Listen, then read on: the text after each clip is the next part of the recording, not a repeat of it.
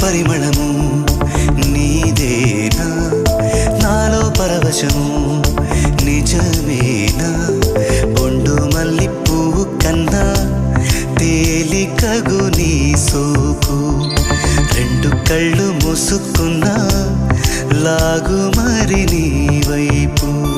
సొగసును చూసి పాడగాయలా కనులకు